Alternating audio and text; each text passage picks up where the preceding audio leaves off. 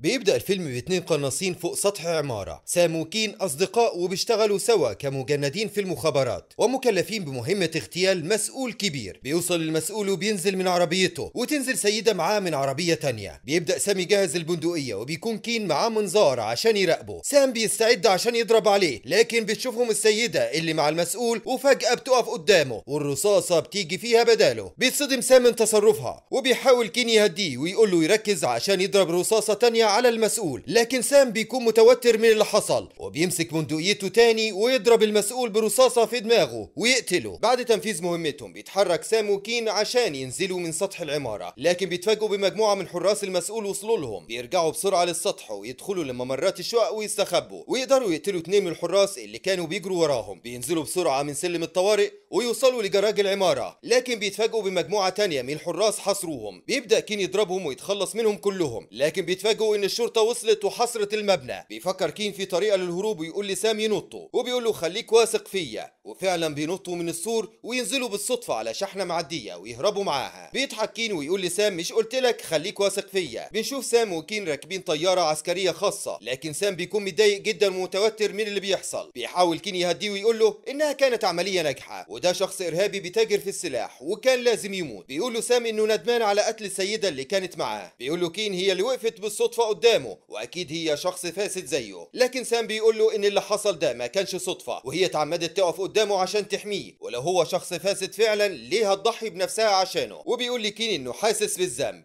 في اللحظة دي بتتصل تمارا مديرتهم وبتقول لسام انها كانت عملية ناجحة ومش المفروض يحس بالذنب خالص، والسيدة اللي ماتت دي مجرد اضرار جانبية ما يشغلش دماغه بيها. وبتقترح عليه ياخد اجازة شوية عشان اعصابه تهدى. وبيوصل سام وكين للمطار وبيقول له كين انه هيروح امستردام يغير جو شوية لحد ميعاد العملية الجاية، وبيطلب منه ما يفكرش تاني في اللي حصل. بنروح لسام اللي بيروح بيت منعزل جوه الغابة وبيقضي وقته في تقطيع الاخشاب والتدريب على السلاح. بيتصل عليه كين وتمارا اكتر من مرة، لكن سام ما بيردش عليهم. بتفضل تمارا تتصل عليه اكتر من مرة واخيرا بيرد عليها وبيعرف انها كلفته بمهمة جديدة. بيسافر سام لفرانكفورت وهناك بيقابل كين اللي بيكون زعلان منه عشان ما كانش بيرد عليه. بيقول له سام انه خلاص قرر يعتزل بعد المهمة دي وبلغ تمارا بقراره ده. بيروحوا سوا لفندق عشان يرتاحوا يومين قبل العملية، وبيلاقوا استقبال خاص من موظفين الفندق وبيدخلوهم جناح فخم جدا في الدور الاخير من الفندق. بيقول كين لسام ده اكيد هدية من تمارا بمناسبة اعتزالك، لكن بيعاتبه على قراره وبيقول له انه لو اعتزل هيطردوه لانه مجرد مراقب معاه. بيقول له سام انت عندك نفس مهاراتي في القنص، بس انت اللي مقلل من نفسك وما تقلقش مش هيطردوه. بيحاول كين يقنعه يغير رايه، لكن سام بيكون خد قراره خلاص ويقول له مش هتراجع عنه، واللي حصل في اخر مهمة خلاه يراجع حساباته ومش عايز يكمل حياته بالشكل ده. وهما بيتكلموا بيلاقوا جرس الاسانسير الخاص اللي بيطلع للجناح بيرن، وبيلاقوا بنتين مساج بعتهم الفندق هدية. بتبدا واحدة منهم اسمها ليلى تعمل مساج لكين اللي بيكون مبسوط جدا بالرفاهية دي، لكن سام بيرفض وبيكون لسه متضايق وبيفكر في اللي حصل. البنت التانية واسمها منى بتقول له انها بتعرف تقرا الكف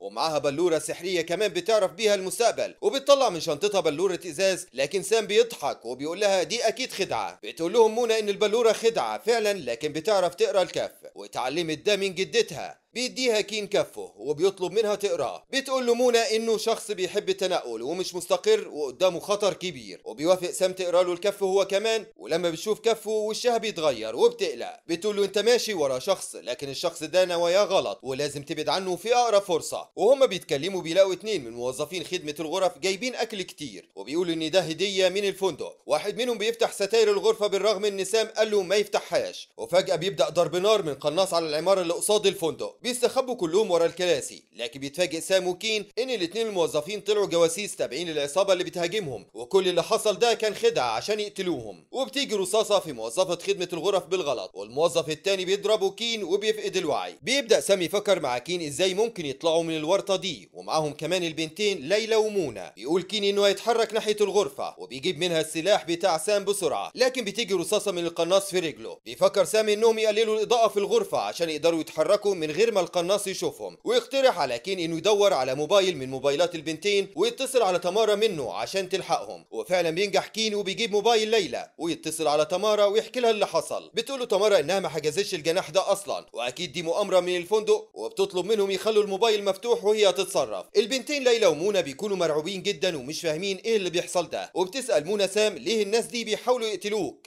بيقول لها سام انه مش عارف السبب ولا مين دول. بتقول له منى لو كنت شخص كويس ما كانش حد حاول يقتلك، وبتقول له انها شافت في كفه انه بيقتل من اجل المال، لكن بيرد عليها سام انه مجند وبينفذ الاوامر اللي بتجيله، واكيد اللي بيقتلهم دول اشرار. بتقول له منى ان جوزها اتقتل بنفس السبب، قناص كان بيحاول يقتل مسؤول كبير والرصاصة جت في جوزها، وبسبب القناص ده بنتها بقت يتيمة وهي بتشتغل عشان تراعيها. وبتقول له مين قال ان الشخص اللي بتقتله ده شرير؟ لمجرد ان حكومتك قررت انه شرير ده مش معناه انهم صح. وفجأة بيفوق موظف خدمة الغرف تاني وبيحاول يهاجم سام، لكن كين بيلحقه على اخر لحظة ويسحبه للغرفة ويقتله، لكن ده بيخلي كين ظاهر القناص اللي بيضربه رصاصة في بطنه ويقع كين على الارض. بتتصل تمارا تاني على موبايل ليلى وبتقول لهم انها تبعت لهم فريق انقاذ، وبتطلب من سام يعمل اشاره بمرايه صغيره عشان تحدد مكان القناص اللي بيحاول يقتلهم، وبتقول لسام انها خلاص وصلت له وقتلوه والمكان بقى امان وهتبعت لهم فريق ينقذهم. بيصدقها سام، لكن بتقول له منى انت ازاي واثق فيها كده؟ مش يمكن بتكذب عليك؟ وفعلا بيتحرك سام وبيقف ورا عمود ويلاقي تمارا بتقول له انه يقدر يتحرك بعيد عن العمود، وبيسالها سام ازاي عرفتي مكاني وانت بتقولي القوه اللي بعتيها؟ قتلوا القناص خلاص وجايين ينقذونا. وبيفهم سام ان تمارا بتكذب عليه وكل اللي حصل ده كان بتخطيط منها عشان تقتله. بيسألها سام ليه عملتي كده؟ بتقوله تمارا انه هو اللي قرر يستقيل وما ينفعش يمشي بالبساطة دي عشان عارف اسرار كتير عنها، وما دام قرر يمشي يبقى لازم تتخلص منه. وبيتفكروا باول مهمة عملها ويكتشف انه وقتها قتل القناص اللي كان قبله عشان طلب يستقيل برضه. بيقفل سام الخط ويحاول يتصل بالشرطة، لكن بيتفاجئ ان تمارا اللي بترد عليه برضه وبتقول له انها مسيطرة على كل الموبايلات اللي في الغرفة ومفيش مخرج ليه غير انه يستسلم. بيطلب منها انها تسيب البنات يمشوا مقابل انه يسلم نفسه، لكن منى بتقول له انها كدابة وهتقتلنا حتى لو قتلتك. وفجأة بتتحرك ليلى من مكانها ويشوفها القناص وبيضرب عليها نار وتموت. بيحاول سام يوصل للريموت اللي بيقفل الستاير لكن بيكون اتعطل بسبب ضرب النار، وبيلاقي تمارا بتتصل عليه تاني وبتقول له انها قتلت بنت منهم ومش هتسيبه لا هو ولا منى احياء حتى لو فضلوا مستخبيين للابد. وبيفهم سام ان في كاميرا جوه الغرفة بتراقبهم منها، ويجيب بسرعة البلورة بتاعة منى ويكسر بيها الكاميرا الموجودة جوه ساعة على الحيطة. بيقعد سام عشان يفكر في حل ويقول لمنى مفيش قدامنا غير اننا نستنى لحد شروق الشمس لان الاشعة وقتها تبقى في وش القناص ومش هيقدر يشوفنا. بتقول منى تفتكر القناص مش عارف ده؟ هو اكيد بيفكر زيك واكيد مش هيستنوا للصبح عشان يقتلونا. وفجأة وهم بيفكروا بيلاقوا وحدة قوات خاصة داخلين للجناح. بيفصل سام الكهرباء بسرعة ويطفي النور وياخد بندقيته بسرعة. بيضرب على القناص الموجود في العمارة اللي قدامهم، لكن بيكون في قناص تاني معاه. بيبدأ يضرب الجنود اللي دخلوا الجناح ويخلص عليهم واحد ورا التاني، لكن بيتفاجئ بجندي منهم بيمسك منى رهينة. بيحاول سام يفهمه انه خلاص هيستسلم وبيشاور لمنى بسرعة توطي وتيجي رصاصة من القناص التاني في الجندي ويموت. بيقعد سام على الارض ويطمن منى ويقول لها انه هيخرجها من الورطة دي مهما كان الثمن، لكن منى بتقول له لو ما خرجتش حية من هنا بوصيك تاخد بالك من بنتي وتربيها، وبتدي له صورة ليها وعنوانها. لكن سام بيطمنها وبيقول لها هترجعي لبنتك واوعدك هعتني بيكم. وقبل ما يخلص كلامه بيتفاجئ باتنين مجندين كمان وصلوا للجناح. بيحاصر سام واحد منهم في الاسانسير ويرمي عليه قنبلة ويموته، ويرجع بسرعة تاني للغرفة ويلاقي منى وصلت للبندقية وقدرت تقتل بيها الجندي التاني، لكن للاسف ده بيخليها ظاهرة للقناص التاني اللي بيضربها رصاصة وتموت. وبسرعة بياخد سام البندقية وينشن على القناص التاني ويقتله. بنكتشف ان كين لسه عايش، لكن الاصابة سببت له شلل في رجليه الاتنين. بيسحبوا سام لغرفة النوم وبيطمنه انه هيقدر يخرجه من المكان، لكن يلاقي اتصال من تمارا بتقول له انتوا كده بقيتوا اهداف من الدرجة الاولى، ويتفاجئ بدرون مسلح بيهاجمه من الشباك. بيضرب عليه سام ويقدر يدمر الكاميرا اللي فيه ويوقعه، ويفتكر انهم خلاص بقوا في امان، لكن يلاقي مجموعة تانية من القوات الخاصة وصلت المكان. بيرجع سام لغرفة النوم ويلاقي كين مات خلاص، لكن قبل ما يموت بيكون ربط ملايات السرير وعمل بيها منطاد. بيعرف سام ان عمل له المنطاد ده عشان يساعده يهرب، وفعلا بياخده وينط من الشباك ويطير بيه، وعلى اخر لحظة بيتقطع ويقع فوق شحن الزبالة ويهرب معاها بعيد. بنشوف وش تمارا لاول مرة وبتكون مستنية في المطار. بيتصل عليها سام وبيقول لها انه هينتقم منها ومش هيسيبها. بتضحك تمارا وبتقول له انها سابت المخابرات اصلا وهتسافر دبي تشتغل مع مليونير ومش هيعرف يوصل لها. بتقفل تمارا المكالمة وبتدخل تويلت في المطار، وبتكون الطفلة بنت منى قاعدة على كرسي برا. بيظهر سام متنكر في ملابس عامل نظافة وبيدخل تويلت ورا تمارا ويقتلها ويخرج وياخد بنت منى ويمشوا من المكان، وهو حاسس بسعادة انه انتقم لمامتها. وبكده بيكون خلص ملخصنا النهاردة. لو عجبكم ما تنسوش اللايك والاشتراك وتفعيل الجرس. نشوفكم في ملخص جديد. سلام.